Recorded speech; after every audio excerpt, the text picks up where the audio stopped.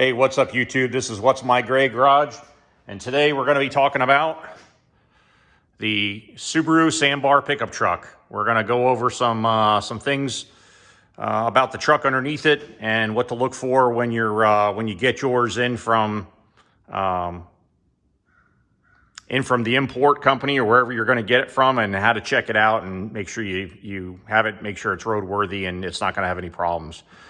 This truck right now is just finishing up an oil change. The oil pan, the engine's in the back of this, so the oil pan is right here, right between the back rear tires. There's a little transmission as well. This is a 14 millimeter plug. It only holds about 2 quarts of oil, and that's it. It's a pretty simple, lefty-loosey, righty-tighty, operation's pretty good. When you have these trucks and if you can get a lift or get something to get up, jack it up, get underneath it, because they are kind of low to the ground, you want to check your CV joints. This one's a little cracked. You want to check your shocks. Make sure that they're not leaking or anything. This one seems okay. Well, no, it's leaking just a little bit. You can see it there. It's just leaking a little bit. So, you check your tires out. Make sure there's no nails. These are fairly new tires, but you always want to check them when you're doing an oil change or a service. Always check your tires. Look for any kind of damage or nail or something. Coming along to the back here, if you can see, right there is that's the engine mount, and this engine mount is starting to go bad, so I'm going to have to get a new engine mount. It's starting to peel away from the rubber, starting to peel away from the metal. So these probably aren't too bad to change. It looks like it's only 1 or 2 bolts in it. Actually, it's only 1 bolt, looks like, and it comes right out. So, yeah, that looks pretty good. This is your timing case cover. The timing belt's very small on these. It's not that difficult to do. Yeah, a lot of the vehicles that you'll see that when they're selling them, they'll usually indicate on the website whether it's how to do timing belt or not. It's a good thing if you get one, it says it's got any timing belt. It may saves you a little bit of time and effort, because getting the parts for these things is what's the real pain in the neck. So going over and checking, of course, I got the oil cap off. These things take about 2 quarts of oil. Depending upon how long you let it drip drain, it may take a hair more. If you hurry in, it may take a hair less. So, basic ignition, nothing crazy.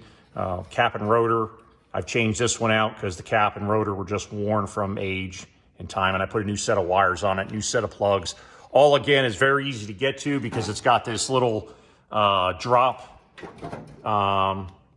access panel that you can get in there. And if you have to get to the top of the engine, in the bed, there's a panel that comes off. I talked about it in another video, but if you're new to this, it's real easy. You just take off 4 Phillips head screws. The panel comes off. It gives you lots of access to the top of the engine for where the air box is and all that good stuff. So we'll check this other side real quick. Again, I want to check the shock. Actually, the shock's dry. I thought it was wet, but it's actually dry. It's just dirty. So again, you want to check your CV joints, your boots, to see if they're bad. A lot of these parts are cross-referenced. You can cross-reference and get like probably the axle or just the boot itself via some of the older Subaru model vehicles. So I've done some looking, and there is a few people out there that have put together a cheat sheet that's got everything that cross-references. Some of it is European stuff, but if you keep going looking, you'll probably end up finding it or something that's a suitable substitute. So you got your fuel filters right here, kind of standard like the old style.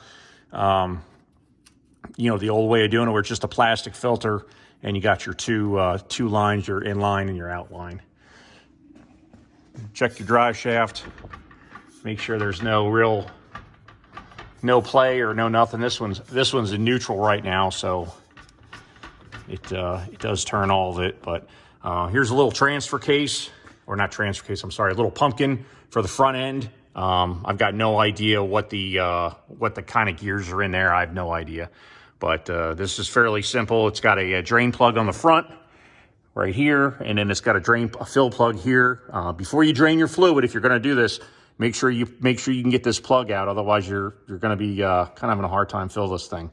So, but that goes for all vehicles. Take this plug out first, or your fill plug, and then go ahead and do your drain. If you can't get that fill plug out, you got to figure something out. So, but yeah, you check your tires. Always, again, we're just checking the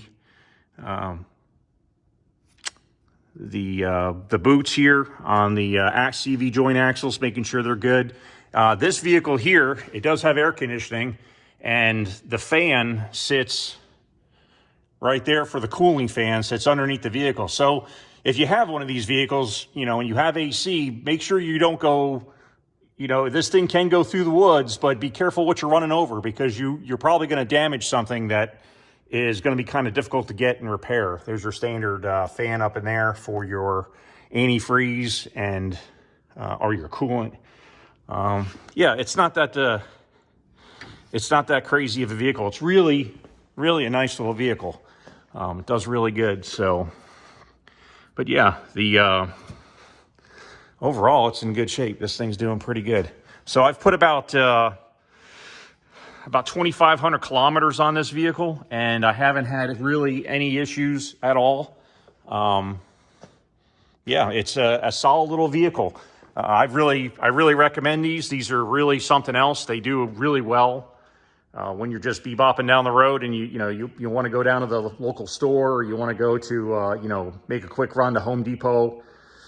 It's fantastic. It doesn't use a lot of gas. It's easy to park. It's easy to get in and out of. Parking lots, and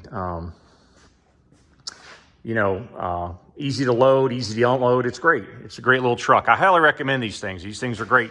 And overall, my total cost for this, I've got about $4,100 into this little truck, and they sell at little dealers all across the East Coast here.